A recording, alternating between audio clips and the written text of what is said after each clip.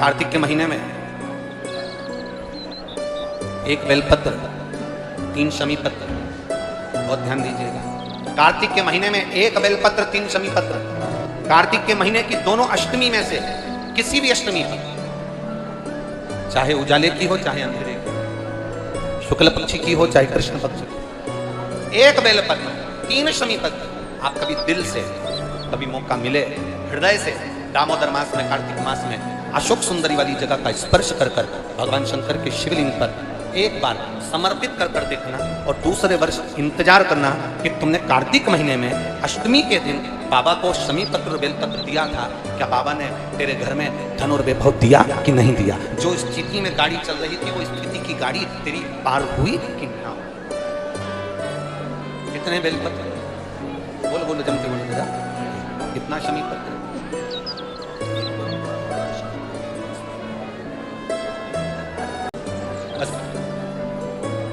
श्री शिवाय नमस्तुभ्यं, श्री शिवाय नमस्तुभ्यं। 3 शमी पत्र अष्टमी के दिन, चाहे शुक्ल पक्ष की हो चाहे कृष्ण पक्ष की, दोनों अष्टमी में से किसी भी अष्टमी को जब आप समर्पित करें तो चंपेश्वर महादेव का नाम लेकर, कौन से महादेव, जन के बोलो जरा, सबकी आवाज आना चाहिए। चंपेश्वर महादेव, केवल चंपेश्वर महादेव का नाम लेकर आप अशोक सुंदरी का स्पर्श कराकर शंकर भगवान के शिवलिंग पर समर्पित करें। अशोक सुंदरी तो मालूम है ना सबको, जैसे ये शिवलिंग, ये जलाधारी, ये बीच में से जो तो लाइन गई गणेश कार्तिकेय, और बीच में एक लाइन जाती है मोटी सी शिवलिंग के सम्मुख में, उसको अशोक सुंदरी का स्थान था। शंकर भगवान के ऊपर जो जल की जलाधारी लगती है जिसमें से बूंद बूंद पानी गिरता है, वो भगवान शंकर की 5 बेटियां हैं जो ऊपर कलश के रूप में रखी रहती हैं, जिसमें से बूंद बूंद जल नीचे गिरता है। जया, विषहरा, शामली बारी, गौतली, देव, शिव जी की 5 बेटी। शंकर भगवान की 6ठी बेटी अशोक सुंदरी बीच में। जब आप बेलपत्र 1, शमी पत्र 3, चंपेश्वर महादेव का नाम लेकर अशोक सुंदरी का स्पर्श कराकर भगवान शंकर को जब आप समर्पित करेंगे इस कार्तिक महीने में, श्री शिवाय नमस्तुभ्यं, श्री शिवाय नमस्तुभ्यं तिथि को अगर समर्पित करते हैं तो आप वर्ष भर में इंतजार कर कर जरूर बताना कि तुम साल भर पहले जितना कमाते थे, वर्ष भर पहले तुम जो व्यापार व्यवसाय कर रहे थे, साल भर से जो नौकरी के लिए प्रयास कर रहे थे, उसमें सफलता आपको अगले वर्ष की दामोदर मास आने से पहले मिली कि नहीं मिली, कोई स्मरण आपको रहे। श्री शिवाय नमस्तुभ्यम 1000 महामृत्युंजय मंत्र के बराबर होता है। शास्त्र कहता है किसी को हार्ट अटैक आ गया, डॉक्टर बहुत दूर है, 1 लोटा पानी लो, उस पानी को पकड़कर श्री शिवाय नमस्तुभ्यम बोलकर कंकर को उठाकर, कंकर जानते हो, किसी भी रोड का, किसी भी स्थान का एक पत्थर, एक कंकर उठा के पानी के लोटे में डाल दो और श्री शिवाय नमस्तुभ्यम का जाप कर कर 21 बार उतार कर पानी को बाहर फेंक दो, अटैक की बीमारी से भी लोग बच जाते हैं। श्री शिवाय नमस्तुभ्यम का इतना मंत्र का जाप की प्रबलता होती है, इतना मंत्र जाप की प्रखरता। बच्चे बीमार पड़ गए, बुखार आ गया, बुखार उतर ही नहीं रहा, बिल्कुल बहुत समय से लगे, कुछ मत करो, लोटे में पानी लो, थोड़ा सा दूध डाल लो और उसमें एक कंकर डाल लो, कंकर डाला, श्री शिवाय नमस्तुभ्यम बोल के 7 बार उतारो, पीपल के पेड़ में डाल दो, बच्चा स्वस्थ आराम लगता। श्री शिवाय नमस्तुभ्यम मूल मंत्र पर देने जा रहे हैं बच्चे, एग्जाम में बैठ रहे हैं, इंटरव्यू में बैठ रहे हैं, 1 अक्षत चावल का दाना 1 लीजिए, श्री शिवाय नमस्तुभ्यम बोलकर घर के बाहर से जब निकलो फेंकते हुए चले जाइए, विद्या में उत्तमता प्राप्त हो। ये उसी तरह है जैसे घर का दीपक, घर का दीप देखा, घर में जो दीपक होता है उसको बदला नहीं जाता, बार बार नहीं बदलना चाहिए। घर का दिया जितना पुराना होता है उतना फलदायी होता है। जितना पुराना दीपक घर में रहेगा, या तो 2-3 दिए घर में कर लो, एक पीतल का, स्टील का, जिसका आपको लगाना हो, आपकी मर्जी, चांदी का, आदि का, पर उन दियों को बार बार नहीं बदलना। वो 3 दिए सालों साल चलना चाहिए, कम से कम 25-50 साल। उस दिए की इतनी महत्वता होती है कि घर में अगर कोई बड़ी बीमारी किसी को हो गई तो उसी दिए को धोकर उसका पानी पिलाना चालू कर दो, उस व्यक्ति को आराम लगना चालू हो जाता है। उस दीप का इतना महत्व होता है। दिया कोई सहज नहीं होता, माला कोई सहज नहीं होती, गौमुखी कोई सहज नहीं होती, जिसको तुम जब कर जिंदगी निकाल दी, जिस आसन पर बैठकर अपन भजन करते वो आसन श्रेष्ठ हो जाता है, उस आसन की महत्वता बढ़ जाती है। सहजता नहीं है। हमारे यहाँ तो अग्रवाल जी, हमारे यहाँ शिव महापुराण की कथा जो उस एरिया में होती है, आंध्रा साइड में होती है या गुजरात, राजस्थान, MP साइड में होती है, तो जहाँ पर व्यास वक्ता बैठता है वहाँ पर जजमान रोज आसन बिछाता है, रोज उठाता है, वही आसन जजमान अपने घर पर ले जाता है और उसकी गादी पर बिछाता है, क्योंकि जिस जगह से पुराण को बांचा जाता है उस आसन की बड़ी महत्वता मानी, बड़ी महत्वता। कई लोग आप लोगों में से आते होंगे तो संग में आसन लाते होंगे, अब यहाँ तो कोई लाया कि नहीं लाया पता नहीं, पर पहले ऐसा नियम था, कथा सुनने जाते थे तो आसन साथ लेकर जाते थे। देखा है आप लोगों ने कि नहीं देखा, बोलो तो। पहले ऐसा होता है, आसन लेकर जाते थे, साथ में बिछाते थे, फिर बैठते थे। उस आसन की बड़ी महत्व, बड़ी आसन भी अलग अलग होता है। आप लोगों को मालूम होगा, देवी जी की पूजन करो तो लाल आसन, शिव जी की पूजन में काला आसन, भगवान शंकर की पूजन में, ठाकुर जी की पूजन करो तो कुशा का आसन, पितरों की पूजन करो तो डाक का आसन, गणेश जी की पूजन करो तो आसन की जरूरत नहीं पड़ती, जमीन पर बैठ कर करो। गणेश पूजन कभी आसन पे बैठ के नहीं करना, नहीं तो पुण्य नहीं मिलता। अगर गणेश पूजन आसन पे बैठ के कर ली तो उसका पुण्य समाप्त हो जाता है। गणेश पूजन जमीन पर बैठ कर करना चाहिए। आसन की महत्व हमारे शास्त्र वर्णन करते हैं कि दरवाजे पर नींबू और मिर्ची क्यों टांगा जाता है, दुकान के बाहर, घर के बाहर नींबू मिर्ची क्यों टांगते हैं? क्योंकि लक्ष्मी और दरिद्रता, इन दोनों देवियों को भगवान विष्णु का वर है कि ये प्रतिदिन भूमंडल पर विचरण करने के लिए जाएंगी। प्रतिदिन, रोज प्रतिदिन लक्ष्मी और दरिद्रता दोनों भ्रमण के लिए निकलेंगे। और जिसके घर में मिष्ठान रखा होगा, उसके घर में लक्ष्मी मीठा खाने के लिए अंदर प्रवेश कर जाती है। और नींबू और मिर्ची दरवाजे पर इसलिए बांधते हैं कि दरिद्रता हमारे घर में प्रवेश ना करे, वो दरवाजे से खाकर ही चली जाए। दरवाजे से। एक बात बहुत ध्यान रखना, जिसके घर में फ्रिज में, डलिया में या रसोई घर में नींबू और मिर्ची ये दोनों एक ही जगह रखे रहते हैं, उसके घर में कभी शांति नहीं रहती है। का ननद भाभी का, भाई भाई का, परिवार में कुछ ना कुछ क्लेश जरूर ही होगा। 4 दिन अगर अच्छे निकल गए तो 5वें दिन क्लेश का जाएगा, 5 दिन अच्छे निकल गए 6वां दिन क्लेश का जाएगा। कुछ ना कुछ, एक जरा सी कटोरी पड़ी है उसके पीछे विवाद चालू हो जाएगा, जरा सा पानी ढुल गया उसके पीछे विवाद चालू हो जाएगा, बेडशीट बदल रहे थे उसके पीछे विवाद चालू हो जाएगा, पति कक्ष में आया विवाद चालू हो जाएगा। तुमने एक शब्द कहा, कोई लड़ाई की बात नहीं करी, फिर भी विवाद चालू हो जाएगा। समझ लेना कि घर के रसोई घर में या फ्रिज में नींबू और मिर्ची साथ रखा हुआ तो वो क्लेश तो देगा ही।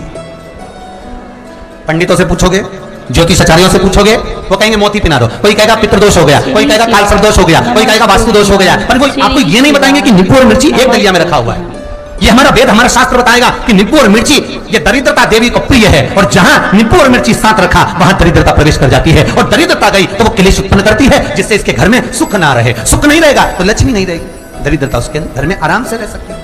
अब बहुएं कहीं किसी से पूछ रही, सास किसी से पूछ रही, हमारे घर में शांति नहीं, हमारी बहू बहुत अच्छी थी पहले, बहुत क्लेश करती है, हमारी सास बहुत अच्छी थी, बहुत क्लेश करती है। घर में विवाद इतना ज्यादा होता है गुरुजी, जरा सी बात के पीछे विवाद होगा इतना बड़ा फैल जाएगा, पति पत्नी में जरा सी बात होगी इतना बड़ा फैलाना हो जाएगा, बच्चों को थोड़ा सा समझाओ इतना बड़ा फैलाना हो जाएगा। कारण क्या है? उसका कारण है तुम्हारे घर में जरूर एक डलिया के अंदर नींबू और मिर्ची या फ्रिज के एक बॉक्स के अंदर नींबू और मिर्ची रखा हुआ है। उसका क्लेश तुम्हारे यहां रहेगा ही, सदा रहेगा। इसलिए महाराज नींबू मिर्ची दरवाजे पर टांगा जाता है, बाहर संग नहीं, बाहर जाए। एक बात बहुत सुंदर है, जैसे दूध और दही दोनों एक ही झोले में, एक ही बैग में, एक कैरी बैग के अंदर दूध और दही अलग अलग पॉलिथीन में बंधे हुए हैं, अलग अलग डोलची में, अलग अलग डब्बे में रखे हुए हैं। एक व्यक्ति एक ही बैग के अंदर दूध और दही ये दोनों चीज अगर लेकर घर के अंदर आता है तो उसके घर में संपदा की तो कमी आती ही है, उसके घर में संपदा टिकती नहीं है। घर में अगर लाख रुपए रखे हैं तो 3 दिन या 4 दिन के अंदर वो पैसा वापस जाना है। दही और दूध अगर एक ही साथ आया है, एक ही व्यक्ति एक ही झोले में, एक ही बैग में, एक ही कैरी बैग में अगर लेकर आया, उसी तरह नींबू और मिर्ची का भी क्रम है महाराज। कई सब्जी वाले उसको एक साथ बांध देते, नहीं नहीं, नींबू वाले अलग बैग में डाल लो, पन्नी में अलग बांधकर या झोले में अलग बांधकर मिर्ची रख लो, वो चल जाएगा, पर एक साथ अलग। मेरे को मालूम है दरिद्रता कि तेरे को खट्टा और तीखा पसंद है, इसीलिए महाराज हमारे हिंदू धर्म में बेटी की विदाई में 4 चीजें नहीं दी जाती। बेटी की विदाई में 4 चीजें नहीं देते। पहली झाड़ू, दूसरी सुई, तीसरी चलनी और चौथा अचार की बरनी। ये बेटी के कन्यादान में, बेटी की विदाई में नहीं देते। बड़ी दे दो, पापड़ दे दो, ये चल जाएगा, पर बेटी की विदाई में, बेटी के कन्यादान में ना तो झाड़ू जाएगी, ना सुई जाती है, ना चलनी जाती है, ना अचार की बरनी जाती है। और मेरा निवेदन है, अगर बेटी को तुम्हारे घर का, तुम्हारे हाथ का अचार कितना भी पसंद हो और बेटी की मम्मी बना के दे दे, नहीं मत देना, क्योंकि बेटी तन, मन और धन ये 3 चीजों से दुखी रहेगी। अगर मां ने अचार दे दिया तो बेटी के घर में या तो तन से दुखी रहेगी, या मन से दुखी रहेगी, या धन से दुखी रहेगी। बेटी को ये 3 दुख तो रहेंगे ही। कई लोग तो अपनी बहू से कहते हैं बेटा तू मायके जा रही, तेरी मम्मी के हाथ का अचार अच्छा लगता है, लिया ना बांध के। अब इनको कौन समझा? तुमने तो कह दिया बांध के लिया ना, पर उसको समझो तो सही क्यों नहीं लाना। महाराज दरिद्रता देवी को क्रोध आ गया। लक्ष्मी जी के साथ नारायण जाने लगे तो लक्ष्मी जी बोली रुको प्रभु, मेरी बहन पीपल के पेड़ के नीचे बैठी है, आप कृपा करो। भगवान विष्णु ने कहा सुनो लक्ष्मी, लक्ष्मी और नारायण इस पीपल के वृक्ष के नीचे आकर दरिद्रता देवी से मिले हैं। 7 दिन तक पूरे सप्ताह पीपल के वृक्ष के नीचे लक्ष्मी और नारायण का वासा होगा। जो पीपल के वृक्ष के नीचे आकर दीप जलाएगा, पूजन करेगा, पाठ करेगा, उसको संपदा की प्राप्ति होगी। इतने में दरिद्रता देवी खड़ी हो गई और दरिद्रता ने कहा वाह नारायण वाह, क्या बात है आपकी, पीपल के वृक्ष के नीचे तुम मिलने के लिए आए, मैं तो पहले से बैठी थी। 7 दिन तुमने अपने कर लिए, इसमें 1 दिन मेरा होगा। भगवान ने कहा कौन सा? तब दरिद्रता देवी कहती है रविवार का दिन पीपल के वृक्ष के नीचे ये दरिद्रता देवी विराजमान रहेगी। अगर रविवार के दिन कोई पीपल के वृक्ष के नीचे आएगा तो उसके साथ दरिद्रता देवी उसके घर में प्रवेश करेगी। इसलिए शास्त्र रीति में भगवान विष्णु ने उसी समय पलटवार करते हुए अरे ओ दरिद्र सुन, श्री शिवाय पीपल के वृक्ष के नीचे अगर कोई रविवार को आया, कोई पूजन की सामग्री लेकर आया, हाथ में कुछ ना कुछ उसके हुआ, खाली हाथ आया तो तू उसके घर में प्रवेश करेगी। अगर भरा हुआ हाथ रहा तो तू उसके प्रवेश नहीं कर सकती। ठीक है प्रभु, वचन दे दिया भगवान ने। इतने में दरिद्रता देवी भगवान विष्णु से बोली प्रभु, सारे देवताओं के पीछे अधर्म बैठा हुआ है, सारे देवताओं के पीछे अधर्म बैठा हुआ है। दुख और दरिद्रता कहां जाकर बैठे हैं, आप स्थान बता दीजिए। आपको अब भी कहा कथा में कि देवताओं के पीछे, देवियों के पीछे पीठ के भाग में अधर्म का निवास है, आगे धर्म का निवास है। इसलिए मंदिर में अग्रण्य प्रणाम करना चाहिए, आगे की पीछे नहीं। दरिद्रता देवी कहती है ये दरिद्रता और दुख कहां जाकर बैठेंगे, आप वर दीजिए। भगवान विष्णु ने कहा यह भी तेरे लिए है, तू लक्ष्मी की बहन है, मांग ले, तुझे कहां बैठना है, कहां रहना है। दरिद्रता देवी कहती है जिस घर में स्त्री दोपहर में सोती होगी उसके घर में दुख और दरिद्रता दोनों जाएंगे। जिनके घर में कांटेदार पेड़ लगे होंगे, पौधे लगे होंगे, उनके घर में दुख और दरिद्रता दोनों जाएंगे। जिनके घर में रात्रि में बासी बर्तन पड़े रहेंगे उनके घर में दुख और दरिद्रता दोनों जाएंगे। भगवान विष्णु बोले ठीक है। इतने में दरिद्रता देवी बोली सारे देवताओं में प्रथम मान्य होने वाले श्री गणेश जी महाराज के पीठ के पीछे कोई नहीं बैठा, अधर्म नहीं बैठा।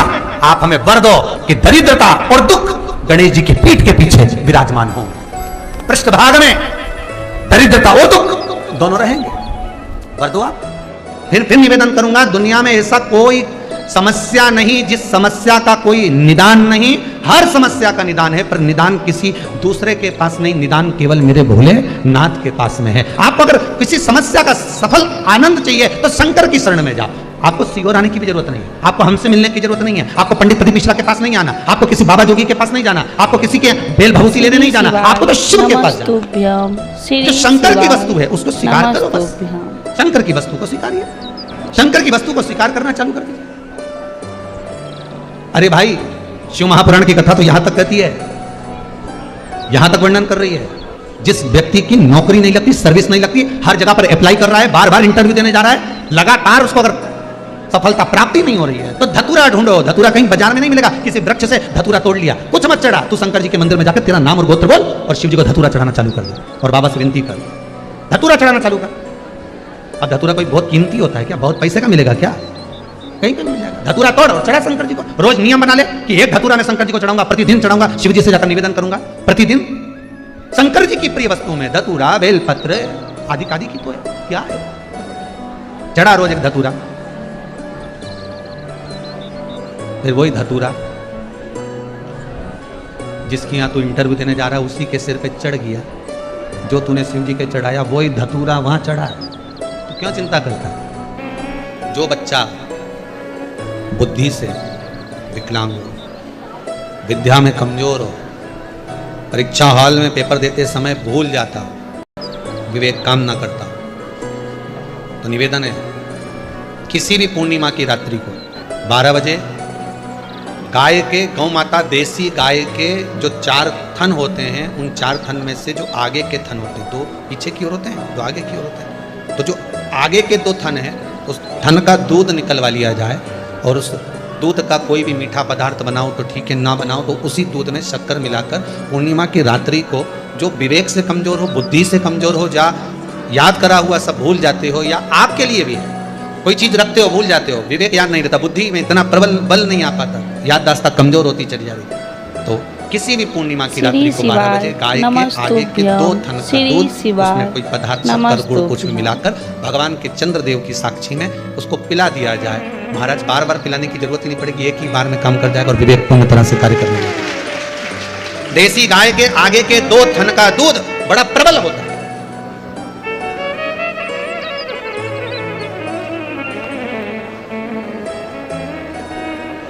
पूर्णिमा की रात्रि को 12 बजे उसका प्रयोग किया जाए। आप उस दूध को निकाल लो, शाम के समय, रात्रि के समय ग्वाले से कहकर जिसके यहाँ पर देसी गाय हो वहां निकलवा कर उसको रखा जाए, उसका पान करा। रोग बीमारी में प्रबलता तो मां यशोदा जी जग कल्याण के लिए पूछ रही है, संपूर्ण विश्व के कल्याण के लिए। अरे कितना सुंदर संवाद है। स्कंद पुराण में समुद्र मंथन की तिथि, नक्षत्र, घड़ी, पल सब कुछ लिखा हुआ है कि समुद्र मंथन के लिए देवताओं ने इंतजार करा था। कब? जब चंद्र का प्रभाव पूर्ण हो। जब चंद्र का प्रभाव पूर्ण होगा तब जो मंथन होगा, उस मंथन का जो सुख होगा वो जीवन को आनंद दे जाएगा। हो सकेगा तो कल की कथा में मंथन के लिए जो समय स्कंद पुराण में कहा गया कि ये समय में चंद्र प्रबल होगा, उस चंद्र की प्रबलता में मंथन का कार्य प्रारंभ करा जाए, देवता और राक्षस मिलकर मंथन करें। कल की कथा में वो पल, वो समय भी बताएंगे कि स्कंद पुराण में ये जगह पर ये चीज लिखी है। क्यों इंतजार कर रहे हैं कि चंद्र प्रबल हो तब हो? क्यों भीष्म पितामह इंतजार करते हैं कि सूर्य उत्तरायण हो तब जाऊं?